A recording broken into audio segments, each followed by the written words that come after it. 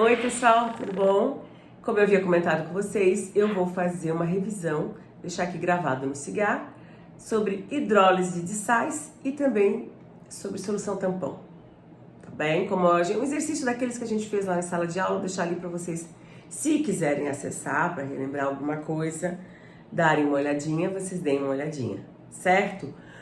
Depois façam os exercícios, né, pra gente trabalhar, e lembrando por que a gente quer fazendo essa revisão de hidrólise de sais, porque quando nós construímos a curva de titulação para calcular o pH dessa curva de titulação de um ácido fraco com base forte, o que nós temos ali numa das etapas? hidrólise de sal. Então, se vocês relembrarem o que vocês já viram na quinta fase, fica mais fácil. Da mesma forma para a solução tampão, certo? Deem uma olhadinha lá e bons estudos. Tchauzinho.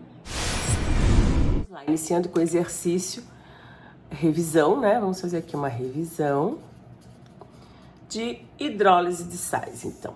Então, eu peguei o sal aqui, que foi o mesmo que a gente usou no exemplo lá do nossa sala de aula. Um sal acetato de sódio, 0,100 molar. Um sal em solução aquosa, ele vai se dissociar, e como é 1 para 1 aqui a estequiometria, em 0,100 de acetato, do íon acetato, que é o nosso ânion, e do íon Na+, que é o sódio, o nosso cátion. Quando nós colocamos, então, esse sal em água, o que vai acontecer? Esse ânion, o acetato, vai sofrer hidrólise, ou seja, ele é quem reage com a água, ok? Lembram por que eu falei que o sódio não reage com a água? Porque ele vem de uma base forte, né? Então, o NaOH, ele se dissocia totalmente à água, então ele não vai, numa solução aquosa, reagir com o íon hidroxilo ou OH- da água para voltar a ser NaOH novamente. O que já acontece com o ácido acético, que é o íon acetato, ele vai reagir então com o íon hidrônio, o H+ da água, e virar ácido acético novamente, que é a equação que está representada aqui. Isso acontece porque o ácido acético é um ácido fraco. Sendo um ácido fraco, ele vai reagir com a água, sofrendo então uma reação de hidrólise para voltar a ser ácido acético e vai liberar esse sujeito aqui, que é o OH-. Por isso que o pH fica sempre básico, ou seja, acima de 7, teoricamente, né? Quando nós adicionamos esse sal em água, que é o acetato de sódio. Então, aqui nós temos novamente uma constante de equilíbrio, como tantas outras que vocês já viram, e por ser uma reação de hidrólise, é o KH, que é a constante de hidrólise. O valor da constante de hidrólise é muito fácil de ser obtido. Nós vamos fazer o constante de hidrólise, é a constante do produto iônico da água, KW, dividido pela constante de dissociação ácida. KW é 1 vezes 10 na menos 14, como todos vocês sabem, e a constante de dissociação ácido K do ácido acético, arredondando, é 1,8 vezes 10 na menos 5. São valores tabelados que vocês encontram, se não for dado no problema, né, no exercício que vocês vão estar trabalhando, vocês conseguem facilmente em tabelas. Fazendo essa divisão, o resultado que a gente tem da constante de hidrólise é 5,55 vezes 10 na menos 10, um valor extremamente pequeno, vezes 10 na menos 10, né? Significa que essa extensão aqui de hidrólise, esse equilíbrio está muito pouco deslocado no sentido dos produtos, mas é isso que temos.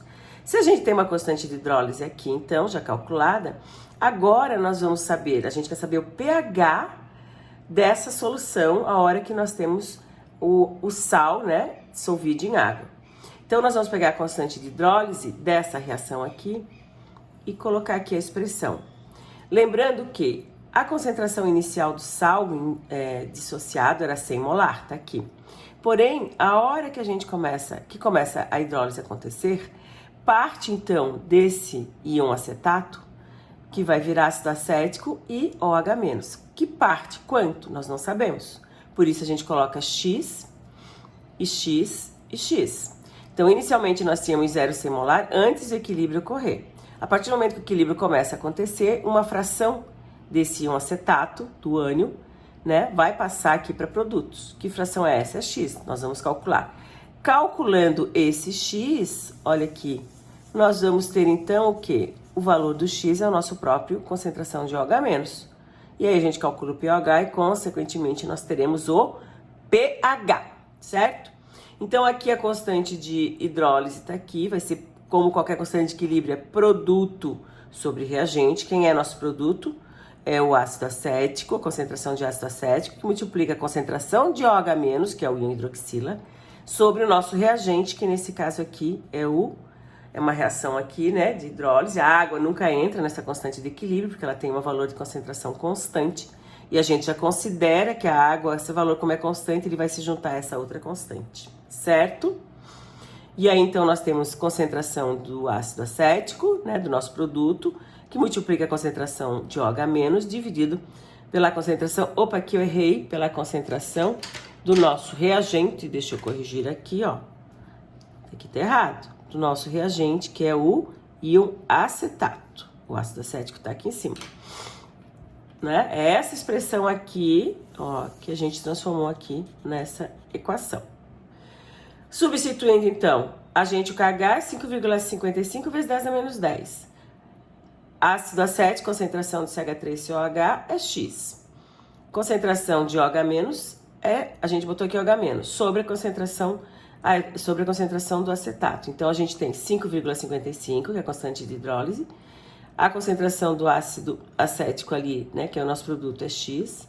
A concentração do OH- também é X, nós queremos saber, dividido pela concentração do íon acetato, que é 0,100 menos X. Para facilitar nossos cálculos, e sendo essa condição aqui, que o valor de X ele é extremamente pequeno, já que aqui é 10 a menos 10, o que vai acontecer? 0,100 menos um valor extremamente pequeno vai ser o próprio 0,100. Então, a gente tem condições de desprezar esse valor de X. A gente faz uma suposição, né? Então, a gente elimina, porque senão a gente chegaria, lembra que eu falei para vocês, numa equação de segundo grau. E aqui não, facilita bastante a nossa vida.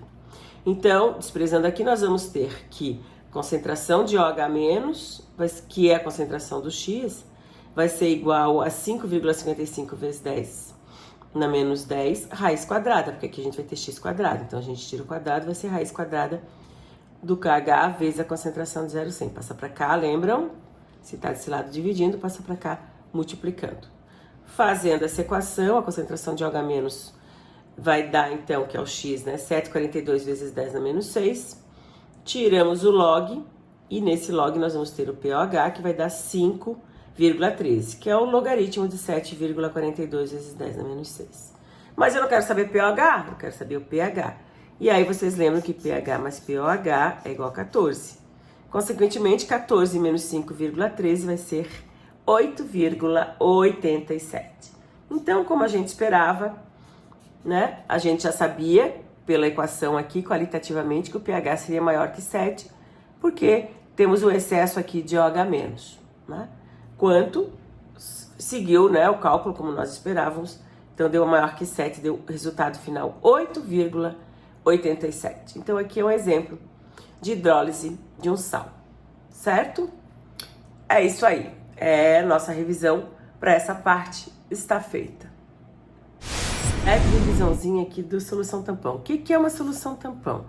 Uma solução tampão é uma solução onde você pode adicionar um ácido forte, um H+, uma base forte, OH-, e o pH não altera, né? O pH se mantém ali constante por um certo tempo, porque vai chegar uma hora que você adicionou tanto H+, tanto H+, tanto H+, que a gente chama que atingiu a resistência do tampão e ele não funciona mais como um tampão. Então aqui, eu botei esse exemplozinho aqui só para vocês verem que a gente tem aqui o exemplo de uma solução tampão. A solução tampão vai ser sempre um ácido, se é um tampão ácido, um ácido fraco, mais o seu sal correspondente, tá? Então o ácido fraco vai ter essa expressão aqui, ó, ele é reversível, estão vendo a setinha nos dois sentidos, tá? E a hora que você adiciona o seu sal correspondente, o sal, como vocês já viram, se dissocia, né, em íon acetato mais o sódio, faltou aqui um sódio mais, certo? Então, o tampão vai funcionar com essas duas espécies, o ácido, a forma ácida do tampão, que é um ácido acético fraco, e a forma básica do tampão, que é a sua base conjugada, o CH3CO-. Na realidade, ele não faz diferença, vai ser tudo isso aqui. Só que a concentração que vem de íon acetato do ácido fraco, ela é muito pequenininha. Então, a gente considera realmente a concentração do ácido fraco e a concentração do sal que a gente adicionou aqui, que é o sal que vai nos fornecer a base conjugada, no caso aqui, o íon acetato, certo? Quando a gente joga, por que o tampão funciona? Porque quando eu tenho essas concentrações aqui, o ideal é que elas estejam mais próximas, a concentração do ácido e a concentração do sal estejam mais próximas entre si. Por quê? Porque delas estão em quantidades suficientemente elevadas para que a hora que eu adicionar H+, quem é que vai reagir com o meu H+, vai consumir esse H+, fazendo com que ele não altere o pH da minha solução? A base, que nesse caso aqui é o íon acetato, CH3 CO-. Se eu jogar o H- aqui, que vai jogando, para não alterar o pH da minha solução e tornar ele básico rapidamente, quem é que vai reagir para formar o acetato novamente, vai ficar brincando com esse equilíbrio aqui? Vai ser o ácido que eu tiver em solução, que no caso vai ser o ácido acético. Então é dessa forma que o pH funciona. Para calcular o pH de uma solução tampão, nós usamos a equação conhecida como a equação do Henderson-Hasselbalch. Vocês viram isso lá na quinta fase. Essa equação, fazendo todas as deduções, nós chegamos que pH vai ser igual a pK menos o log da forma ácida do tampão sobre a concentração, menos o log da concentração da forma ácida sobre a concentração do sal. Certo? A concentração do sal nos dá, na realidade, a concentração do ânion, né? Do íon acetato aqui nesse caso. Então, até eu coloquei, ou a gente pode colocar que pH é igual a pK menos o log da forma ácida do tampão sobre a forma básica dele, o A-, que quem vai nos fornecer a concentração do sal.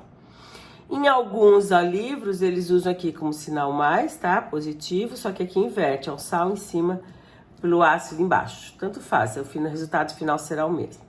Então, eu coloquei exemplo aqui de cálculo de pH de uma solução tampão ácido, tá? A base é o mesmo, o tampão básico é o mesmo comportamento, só que daí vai ser a base fraca correspondente, a base fraca mais o seu sal correspondente. Então, esse aqui é um tampão ácido, eu peguei solução, vamos ver o pH de uma solução 0,100 molar de ácido acético e 0,0987 molar de acetato de sódio, que é o sal. Qual seria o pH?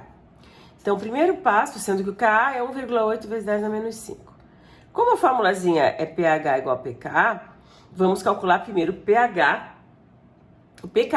vamos calcular primeiro o pK do meu ácido.